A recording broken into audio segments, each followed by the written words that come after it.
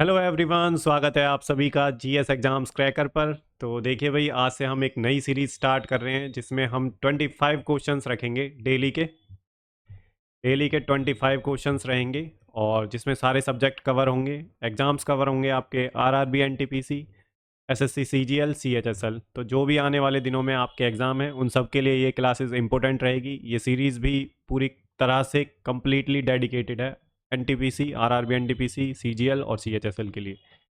तो यहाँ पे हम स्टैटिक और पीवाईक्यू जितने भी इंपॉर्टेंट क्वेश्चंस होंगे सारे करेंगे और एक क्लास में हमारे 25 क्वेश्चंस रहेंगे। ठीक है, डेली क्लासेज आएंगी। मोस्ट एक्सपेक्टेड क्वेश्चंस रहेंगे जो बार बार रिपीट होते हैं और जो अच्छे लेवल के क्वेश्चन हैं। इसमें इजी, मॉडरेट और हार्ड। ठीक है भाई, तीनों तरीके के क्वेश्चंस रहेंगे। ऐसा नहीं है बिल्कुल मैं आपको खुश करने के लिए इजी इजी क्वेश्चन ले आऊँ। ठीक है, ऐसा नहीं है।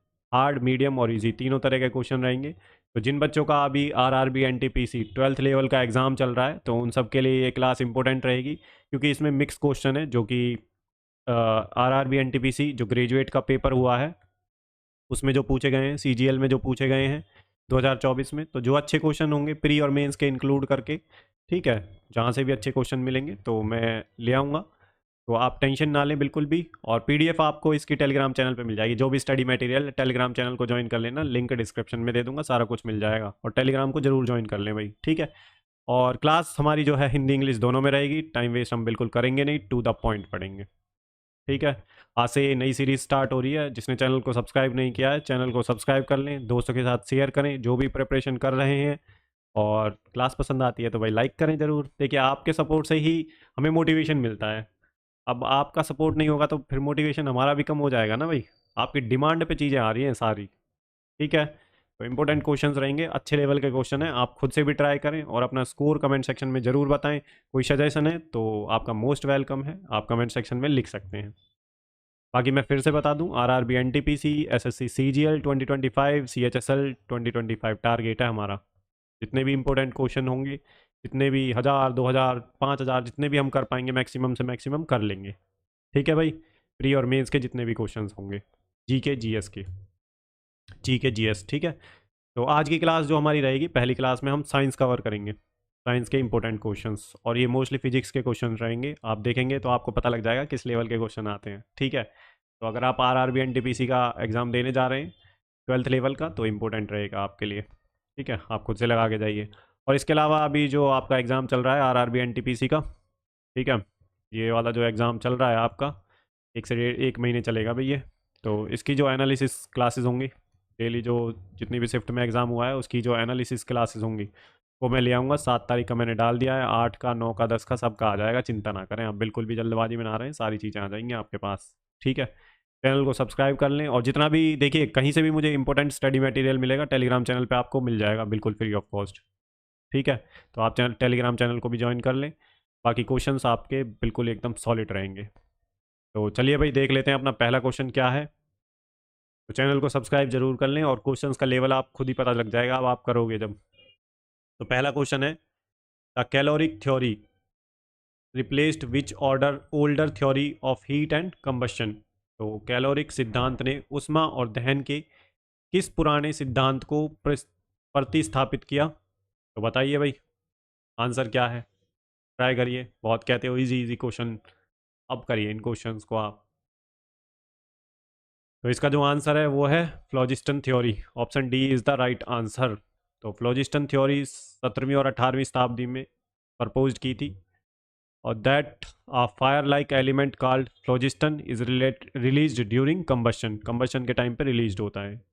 Antonio Lavoisier experiments dis, disproved this theory and led to the acceptance of oxygen theory of combustion.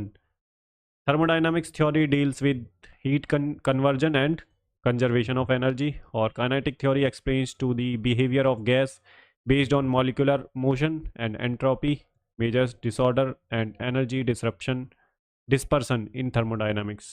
तो हिंदी इंग्लिश दोनों में दे रखा है, आप इंग्लिश में पढ़ सकते हैं, ये इंग्लिश में है, बाकी ये हिंदी में दे रखा है। ठीक है, तो सारी चीज़ें हैं जो इंपॉर्टेंट हो सकती हैं, जो इंपॉर्टेंट पॉइंट है वो मैंने आपको यहाँ पे दे दिए हैं।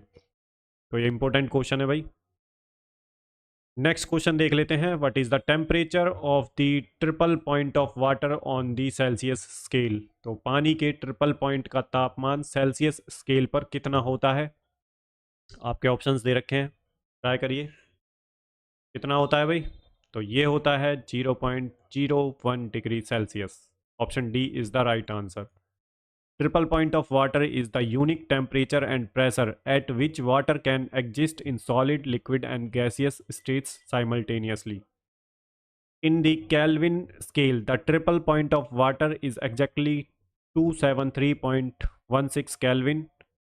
0 degree Celsius, the freezing and melting point of pure water at 1 atmospheric pressure. Minus 273.15 degree Celsius is absolute zero, the lowest possible temperature है ये। And 100 degree Celsius is the boiling point of water at the standard atmospheric pressure.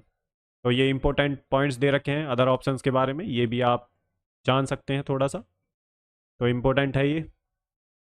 Next question देख लेते हैं क्या है भाई अपना। तो व्हाट हैप थोड़ी तबीयत खराब है भाई, चलो देखते हैं क्वेश्चन क्या है।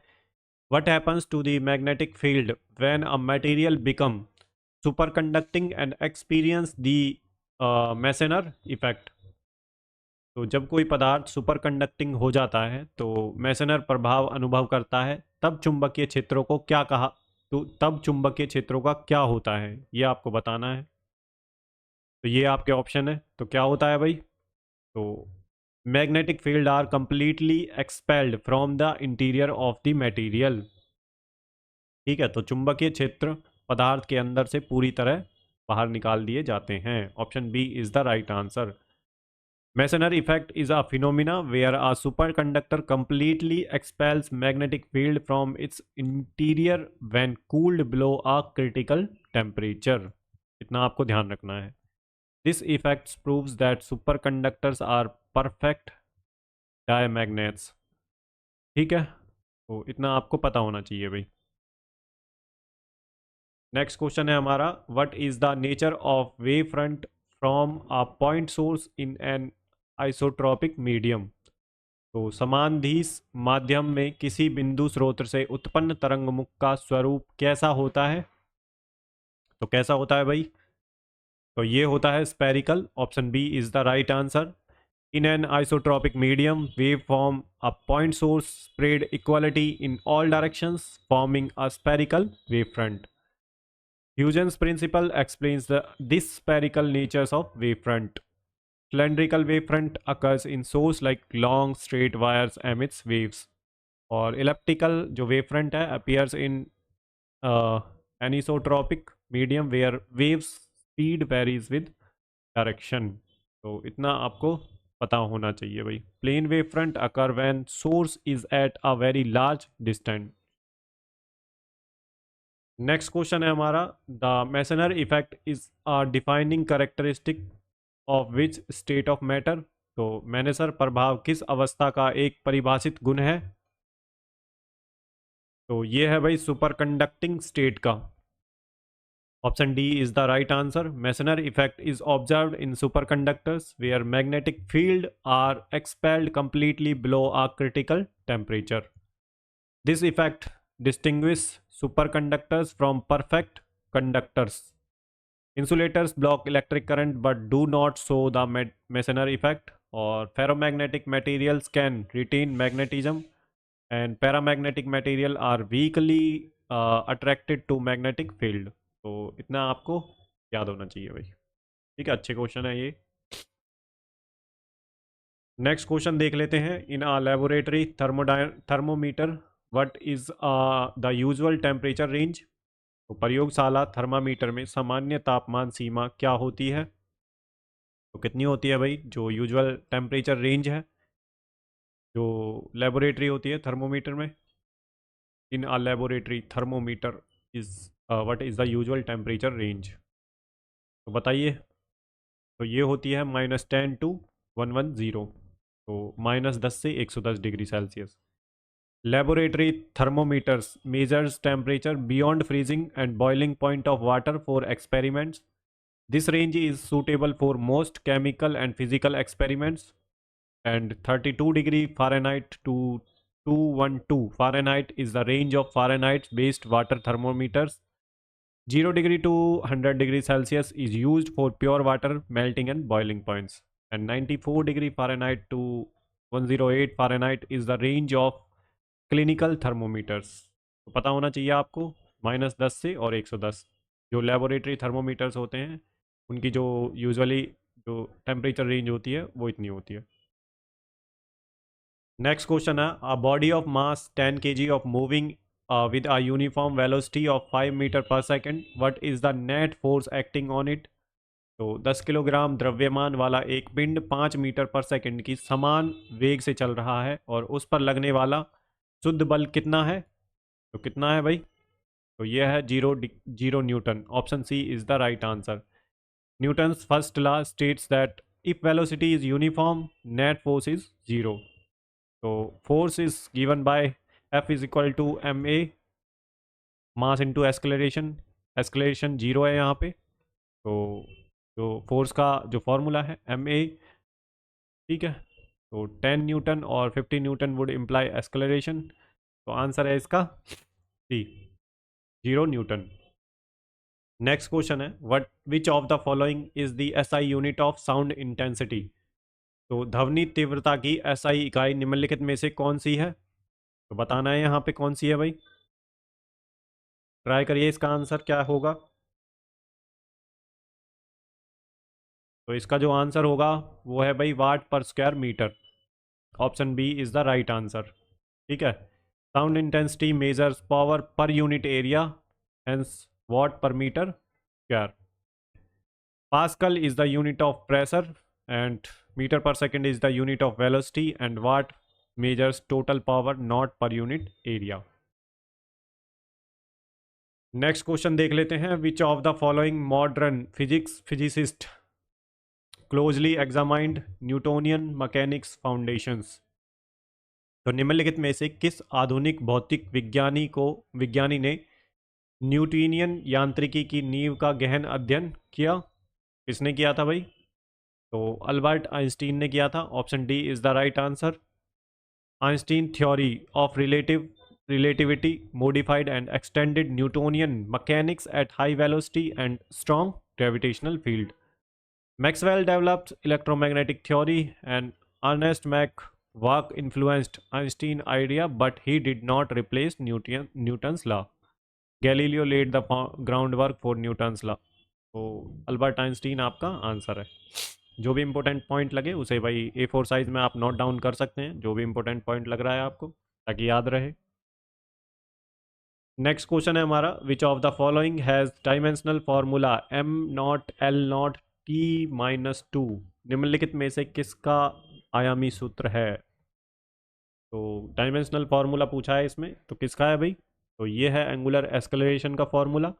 तो angular acceleration is the rate of change of angular velocity measured in radian per second square. तो m0L0T-2. ट्रेन का डायमेंशनल फार्मूला क्या है. तो m0L0T0. और फ्रीक्वेंसी का क्या है m0L0T-1. एंगुलर वेलोसिटी का क्या है m0L0T-1. तो इतना आपको पता होना चाहिए जो है डायमेंशनल फार्मूलाज के बारे में. नेक्स्ट क्वेश्चन है हमारा which of the following is not a thermometric property. तो निम्नलिखित में से कौन सा एक थर्मोमेट्रिक गुण नहीं है. कौन सा नहीं है इनमें से भाई. तो कलर ऑफ सब्सटेंस. तो option B is the right answer. Colour of substance एक जो है थर्मोमेट्रिक प्रॉपर्टी नहीं है. Thermometric properties change with the temperature and can be measured to define temperature scales. Gas pressure, electrical resistance, length of metal rod vary with temperature. Color range is not reliable and measurable thermometric property.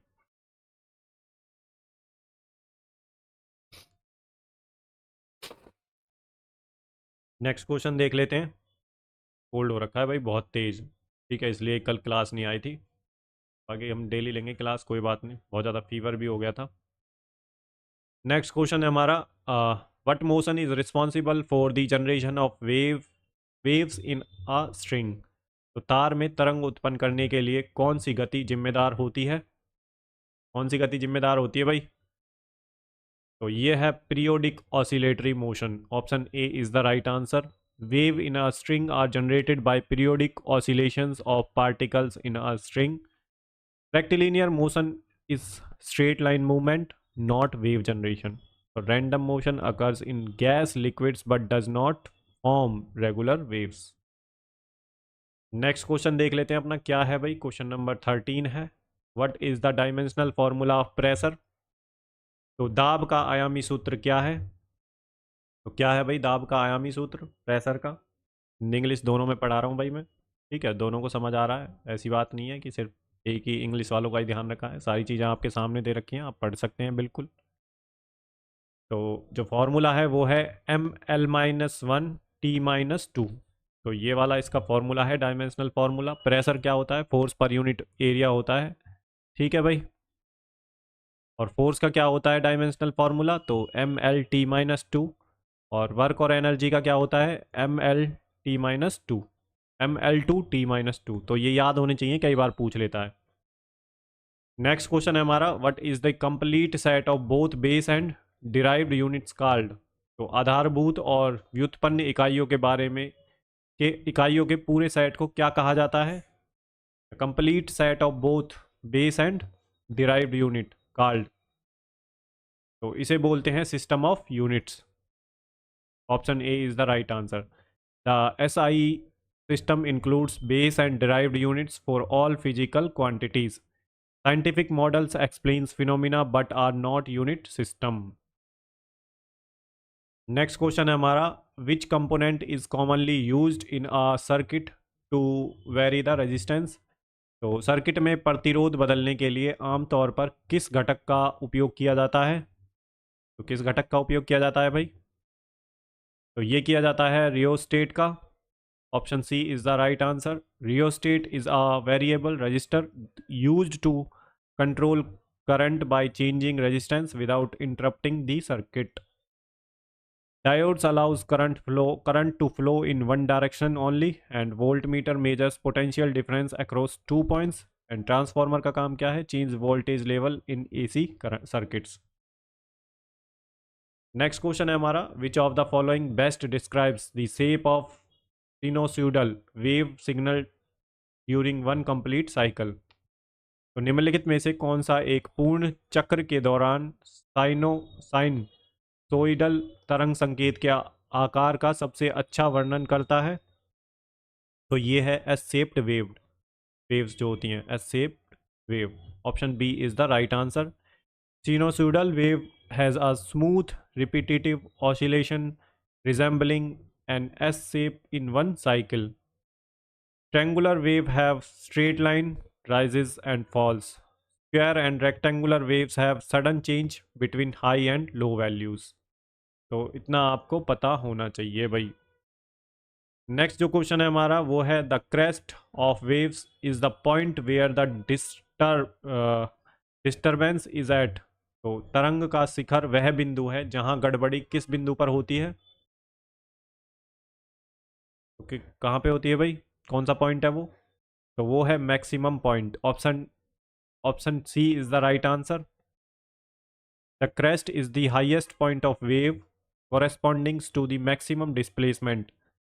The trough is the lowest point minimum displacement and 0 point occurs at the equilibrium. तो ऐसे कुछ waves होती हैं ना, तो ये है जो है क्रस्ट और ये है ट्रफ, ठीक है। ट्रफ का लोएस्ट मिनिमम पॉइंट जो होता है, ठीक है भाई। तो नेक्स्ट क्वेश्चन देख लेते हैं अपना, क्या है? तो which type of wave is primarily formed on a stretched string when plucked और डिस्टर्ब्ड? खिंचे हुए तार को झटकने या बाधित करने पर मुख्य रूप से किस प्रकार की तरंग बनती है? तो ये बनती है ट्रांसवर्सल जो है वेव्स।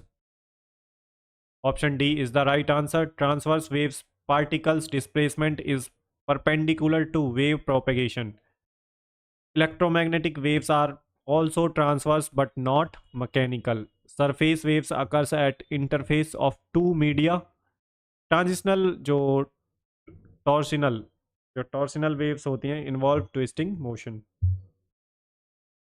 नेक्स्ट क्वेश्चन है हमारा, a sound wave with a period of 0.01 second has a frequency of.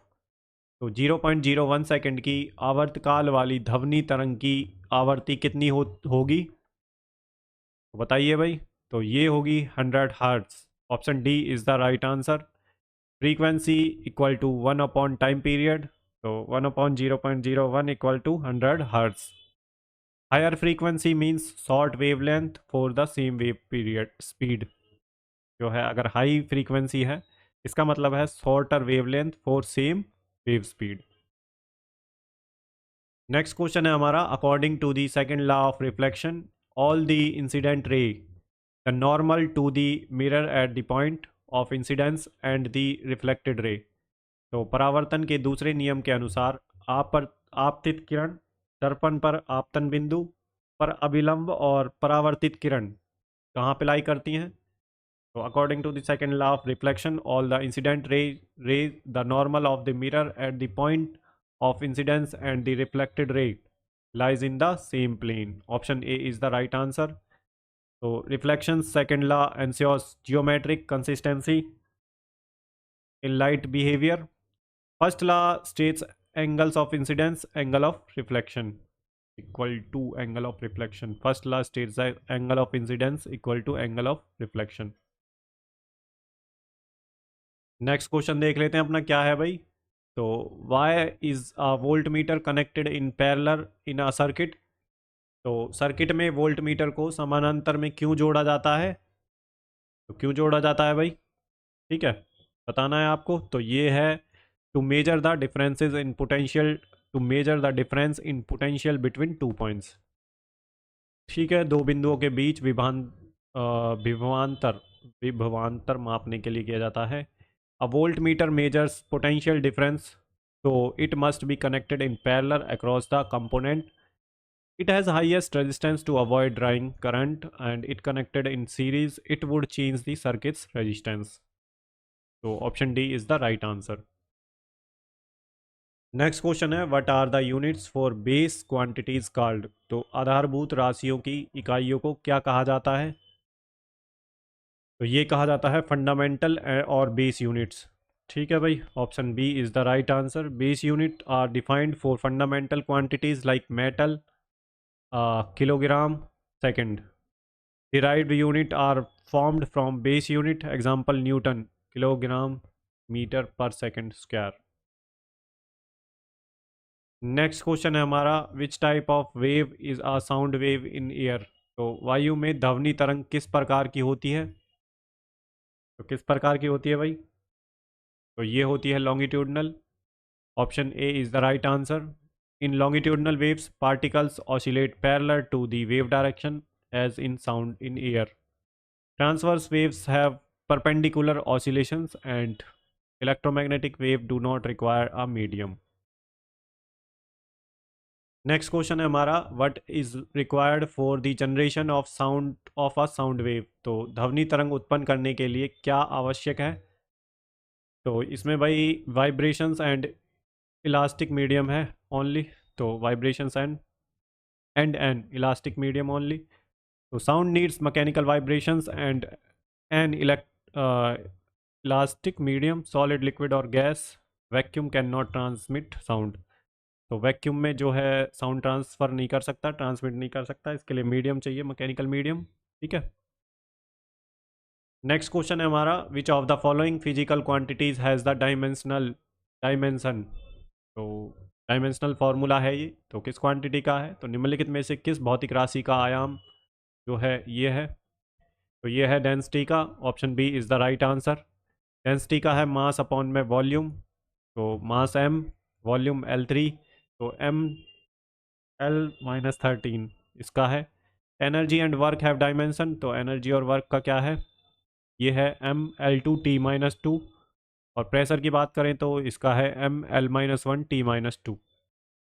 ठीक है भाई, तो यहाँ पे देखिए हमारे 25 मोस्ट इंपॉर्टेंट जो क्वेश्चंस थे वो कंप्लीट होते हैं, और साइंस के क्वेश्चन थे सारे, काफ़ी अच्छे क्वेश्चन थे। आई होप आपका स्कोर भी अच्छा आया हो, बट कितना आया है आप कमेंट सेक्शन में ज़रूर बताएं कि आपका स्कोर जो है कितना आया है।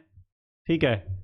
और क्लास कैसी लगी वो आपको ज़रूर बताना है, कोई सजेशन है कमेंट बॉक्स में दे सकते हैं। बाकी हमारी डेली क्लासेस आएंगी और 25 क्वेश्चंस की हमारी अब ये सीरीज स्टार्ट हो चुकी है।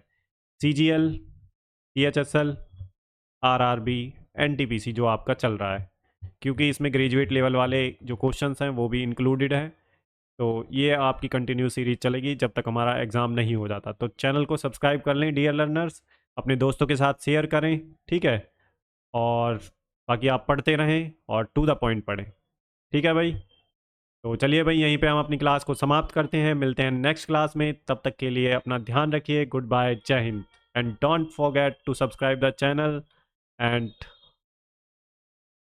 जो टेलीग्राम चैनल है उसे भी ज्वाइन कर लीजिए।